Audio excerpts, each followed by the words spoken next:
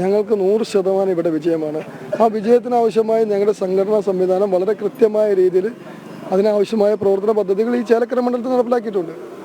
അത് തൃശ്ശൂർ ഇലക്ഷന് ശേഷം ഇവിടെ അടുത്ത തൃശ്ശൂരാണ് ചേലക്കര. ഈ 2011 മുതൽ ഒരു ക്രമാനുഗതമായിട്ടുള്ള ഒരു വോട്ട് വർധന BJP മണ്ഡലത്തിൽ കാഴ്ചവെച്ചിട്ടുണ്ട്. പ്രത്യേകിച്ച് ഈ കഴിഞ്ഞ തദ്ദേശ തെരഞ്ഞെടുപ്പിൽ ഏതാണ്ട് 35,000-ലധികം വോട്ടുകളാണ് BJP മണ്ഡലത്തിൽ നിന്ന് പിടിച്ചിട്ടുള്ളത്.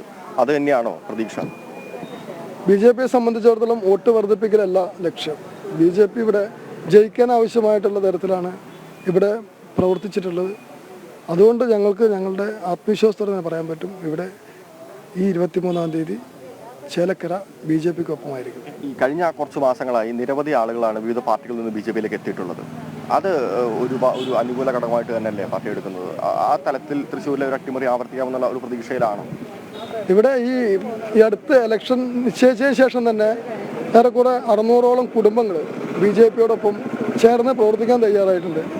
അതുകൂടാതെ തന്നെ പാർട്ടിയുടെ മെമ്പർഷിപ്പ് ക്യാമ്പയിനുമായി ബന്ധപ്പെട്ട് ഒട്ടനവധി ന്യൂനപക്ഷങ്ങൾ ഉൾപ്പെടെയുള്ള ആളുകൾ പാർട്ടിയോടൊപ്പം ചേർന്ന് പ്രവർത്തിക്കാനും പാർട്ടിയെ വിജയിപ്പിക്കാനുമായിട്ട് വളരെ ശക്തമായി ഞങ്ങളുടെ ഒപ്പം തന്നെയുണ്ട്. ഈ തൃശ്ശൂരിലെ സുരേഷ് ഗോപിയാണ് ചേലക്കരയിലെ ബാലേട്ടൻ എന്നാണ് അഡ്വക്കേറ്റ് അനീഷ് കുമാർ. അത് തൃശ്ശൂരിൽ സുരേഷ് ഗോപി അദ്ദേഹം വലിയൊരു മനുഷ്യനാണ്. നമ്മളെ സംബന്ധിച്ചിടത്തോളം ബാലകൃഷ്ണനാണ് ചേലക്കരക്കാരുടെ ബാലേട്ടനായി മാറിയിട്ടുണ്ട്. ഇപ്പോൾ എന്തായാലും അദ്ദേഹം സൂചിപ്പിച്ച പോലെ തന്നെ ചേലക്കരയുടെ ബാലേട്ടനായി തന്നെ തുടരുമെന്ന് തന്നെയാണ്. ആ വാക്കുകളിലെ ആ സത്യസന്ധത തീർച്ചയായിട്ടും നമ്മൾ എടുത്തു പറയേണ്ടതാണ്. കാരണം ഈ തിരുവല്ലാമല പഞ്ചായത്തിൽ കഴിഞ്ഞ തവണ വൈസ് പ്രസിഡന്റായി ചുമതലയേറ്റിരുന്ന ഒരു മനുഷ്യനാണ്. ഇപ്പോഴും വാർഡ് അംഗമാണ്. വലിയ ഭൂരിപക്ഷം തന്നെയാണ് വാർഡിൽ നിന്ന് അദ്ദേഹത്തെ ജനങ്ങൾ വിജയിപ്പിച്ചു വെച്ചിട്ടുള്ളത്. അപ്പോൾ കഴിഞ്ഞ 2 പതിറ്റാണ്ടിലധികമായിട്ടുള്ള ഒരു രാഷ്ട്രീയ പരിചയം, ജനങ്ങൾക്കിടയിൽ ഇറങ്ങി പ്രവർത്തിച്ചുകൊണ്ടുള്ള ഒരു പ്രവൃത്തി പരിചയം, അത് തന്നെയാണ് BJP ഇദ്ദേഹത്തെ തെരഞ്ഞെടുപ്പ് സ്ഥാനാർത്ഥിയാക്കുന്ന മാറ്റുന്നതിലേക്ക് കൊണ്ടുവന്നിട്ടുള്ളത്. അത് തന്നെയാണ് ആ തീരുമാനം ശരിയാകും എന്നുള്ള ഒരു ഉറപ്പിൽ തന്നെയാണ് ഈ ചേലക്കരയിലും NDA ക്യാമ്പ്. പ്രത്യേകിച്ച് തൃശ്ശൂർ ജില്ലയിലെ വിജയത്തിന്റെ ഒരു ആത്മവിശ്വാസം BJPക്ക് ചേലക്കരയിലുമുണ്ട്.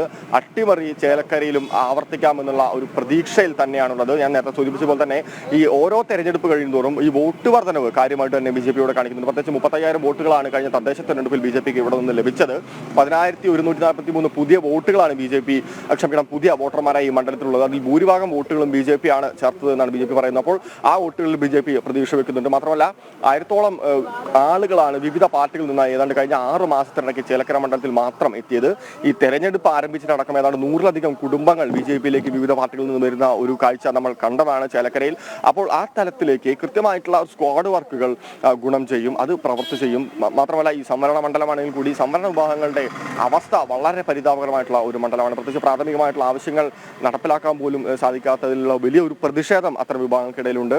അപ്പോൾ ഇത്തരത്തിലുള്ള ഈ വികസന മുരടിപ്പ് തന്നെയാണ് ഇവിടുത്തെ പ്രധാനപ്പെട്ട ചർച്ചാ വിഷയം എന്ന് പറയുന്നത്. തെരഞ്ഞെടുപ്പിൽ തുടക്കം മുതൽ തന്നെ BJP ഉയർത്തിക്കാട്ടുന്ന തെരഞ്ഞെടുപ്പ് വിഷയങ്ങളും അത് തന്നെയാണ്. മാത്രമല്ല ഇവിടുത്തെ ഒരു കാർഷിക മണ്ഡലമാണ്. കാർഷിക പ്രശ്നങ്ങളും കർഷകരെ വല്ലാതെ വലയ്ക്കുന്നുണ്ട്. പ്രത്യേകിച്ച് ഈ വന്യജീവി ആക്രമണമെല്ലാം രൂക്ഷമായിട്ടുള്ള ഒരു പ്രദേശമാണ് ചേലക്കര എന്ന് പറയുന്നത്. അപ്പോൾ കർഷകരുടെ പ്രശ്നങ്ങളും ഇനി ആരോഗ്യ മേഖല എടുത്ത് പരിശോധിക്കുകയാണെങ്കിൽ പല ആശുപത്രികളിലും സർക്കാർ ആശുപത്രികളിലും രാത്രി സമയങ്ങളിൽ ഡോക്ടർമാരുടെ ഒരു സാന്നിധ്യമില്ലാത്ത രോഗികൾ ആ തലത്തിൽ വലയ്ക്കുന്നുണ്ട്. അതെല്ലാം ഈ തെരഞ്ഞെടുപ്പിലെ പ്രധാനപ്പെട്ട ചർച്ചാ വിഷയമായിരുന്നു. അതുപോലെ തന്നെ പ്രധാനപ്പെട്ട മറ്റൊരു ചർച്ചാ വിഷയമായിരുന്നു വിശ്വപ്രസിദ്ധമായ ക്ഷേത്രം അന്തിമഹാകാളങ്കാവ് ക്ഷേത്രമുള്ള സ്ഥലമാണ്. കഴിഞ്ഞ തവണ വെടിക്കെട്ടുമായി ബന്ധപ്പെട്ടുകൊണ്ട് അത് ആളുകൾക്ക് ആഗ്രഹിച്ച രീതിയിൽ, അതായത് പരമ്പരാഗതമായി നടന്നു വരുന്ന രീതിയിലേക്ക് ആ വെടിക്കെട്ട് നടന്നില്ല എന്നുള്ള ഒരു ആരോപണം ഉണ്ട്. പൊതുവെ അതെല്ലാം അത്തരത്തിൽ കെ സുരേന്ദ്രൻ കഴിഞ്ഞ ദിവസം വന്ന് ചേലക്കര അന്തിമഹാകാളങ്കാവ് ക്ഷേത്രത്തിന് സമീപത്ത് നിന്ന് അദ്ദേഹം പറഞ്ഞത് അടുത്ത തവണ പൂരം നടന്നിരിക്കും. ഇനി ആര് വിചാരിച്ചാലും അത്തരത്തിൽ ആ പൂരത്തിന് ബുദ്ധിമുട്ടുണ്ടാക്കാനോ അതുമായി ബന്ധപ്പെട്ടുകൊണ്ടുള്ള തടസ്സങ്ങൾ ഉണ്ടാക്കാനോ സാധിക്കില്ല എന്നാണ് പറഞ്ഞത്. അപ്പോൾ അതും തെരഞ്ഞെടുപ്പിലെ പ്രധാനപ്പെട്ട ഒരു ചർച്ചാ വിഷയമായി തന്നെയാണ് BJP എടുക്കുന്നത്. അന്തിമഹാകാളങ്കാവ് വെടിക്കെട്ടാണ്, അത് ഏറ്റവും പ്രശസ്തമാണ്, വിശ്വപ്രസിദ്ധമാണ്. ആയിരക്കണക്കിന് ആളുകളാണ് ആ വെടിക്കെട്ട് കാണാൻ വേണ്ടി ഇവിടെ എത്തുന്നത്. പക്ഷേ കഴിഞ്ഞ തവണ വേണ്ട രീതിയിൽ ആ വെടിക്കെട്ട് നടത്താൻ വേണ്ടി സാധിച്ചിരുന്നില്ല. മറ്റ് പ്രശ്നങ്ങൾ മൂലം കേന്ദ്രമന്ത്രി സുരേഷ് ഗോപി മണ്ഡലത്തിലെത്തിയിരുന്നു, കേന്ദ്ര നേതാക്കൾ മണ്ഡലത്തിലെത്തിയിരുന്നു, പ്രകാശ് ജാവ്ദേക്കർ അടക്കമുള്ള നേതാക്കൾ എത്തിയിരുന്നു. ദേശീയ നേതാക്കളും സംസ്ഥാന നേതാക്കളും ക്യാമ്പ് ചെയ്തുകൊണ്ട് തന്നെയാണ് ഇവിടെ പ്രവർത്തനങ്ങൾ ഏകോപിച്ചിരുന്നത്. AP അബ്ദുള്ളക്കുട്ടി, കുമ്മനം രാജശേഖരൻ, സുരേഷ് ഗോപി, കെ സുരേന്ദ്രൻ 2 തവണയാണ് മണ്ഡലത്തിലേക്ക് എത്തിയത്. മുൻ മന്ത്രി V മുരളീധരൻ തുടങ്ങി ഒരു വലിയ നിര തന്നെ BJPക്കായി ഇവിടെ പ്രവർത്തനങ്ങളുടെ പ്രചാരണങ്ങൾക്കായി എത്തിയിരുന്നു. കഴിഞ്ഞ ദിവസം നടന്ന കുട്ടിക്കലാശത്തിലും ആവേശം നമ്മൾ കണ്ടതാണ്. മൂന്ന് മുന്നണികൾക്കും ഒപ്പമോ അതിൽ ഒരു പടി മുകളിലോ നിൽക്കുന്ന ഒരു കുട്ടിക്കലാശത്തിലെ ഒരു ജനപങ്കാളിത്തം തന്നെയായിരുന്നു BJP ഇവിടെ കാഴ്ചവെച്ചിട്ടുള്ളത്. അപ്പോൾ ഈ ഘടകങ്ങളെല്ലാം അനുകൂലമായി വരുമെന്നുള്ള ഒരു പ്രതീക്ഷയിൽ തന്നെയാണുള്ളത്.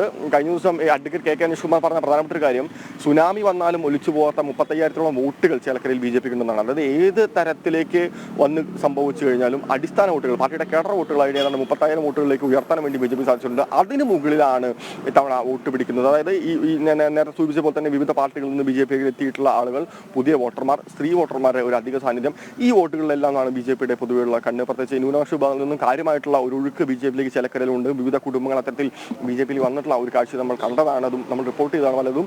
അപ്പോൾ അത്തരത്തിലുള്ള വോട്ടുകൾ സമാഹരിക്കുകയാണെങ്കിൽ തീർച്ചയായിട്ടും ചേലക്കരയിൽ വിജയം അകലെയല്ല എന്നുള്ള ഒരു പ്രതീക്ഷയിൽ തന്നെയാണ് BJP ഉള്ളത്. തൃശ്ശൂരിലെ അട്ടിമറി ചേലക്കരയിലും തുടരുമെന്ന് തന്നെയാണ് തുടക്കം മുതൽ ഈ തൃശ്ശൂരിലെ വിജയത്തിന് ചൊക്കാൻ പിടിച്ച പ്രധാനങ്ങളൊന്നായ ജില്ലാ അധ്യക്ഷൻ വ്യക്തമാക്കിയത്. അതേ തന്ത്രങ്ങൾ തന്നെയാണ് ചേലക്കരയിലും പയറ്റുന്നത്. അതേ സ്ക്വാഡ് വർക്കുകൾ തന്നെയാണ് BJP ഇവിടെ മുന്നോട്ട് കൊണ്ടുപോയിരുന്നത്. അപ്പോൾ ചേലക്കര അങ്ങനെ BJPക്ക് പിടിക്കാൻ പറ്റാത്ത ഒരു കരയല്ല എന്നാണ് അദ്ദേഹം തുടക്കം മുതൽ തന്നെ പറഞ്ഞത്. നമുക്കറിയാം, ഒരു പരമ്പരാഗത ഇടതുപക്ഷ മണ്ഡലമാണ്. പക്ഷേ ഈ ഇടതുപക്ഷത്തിന്റെ വോട്ടിംഗ് പാറ്റേൺ പരിശോധിക്കുകയാണെങ്കിൽ ക്രമാനുഗതമായി ഈ വോട്ടിൽ കുറവ് വരുന്ന ഒരു സാഹചര്യമുണ്ട്. പ്രത്യേകിച്ച് ഈ 29,000-30,000 വോട്ടുകൾ ജയിച്ചു നിന്നിരുന്ന മുൻ മന്ത്രിയായ K രാധാകൃഷ്ണനെ കഴിഞ്ഞ ലോക്സഭാ തെരഞ്ഞെടുപ്പിലേക്ക് ഈ മണ്ഡലത്തിൽ മത്സരിച്ചപ്പോൾ ചേലക്കര BJPക്ക് പിടിക്കാൻ കഴിയാത്ത ഒരു കരയല്ല. തൃശ്ശൂരിലെ അതേ അട്ടിമറി വിജയം ചേലക്കരയിലും പ്രതീക്ഷിക്കുന്നുണ്ട്.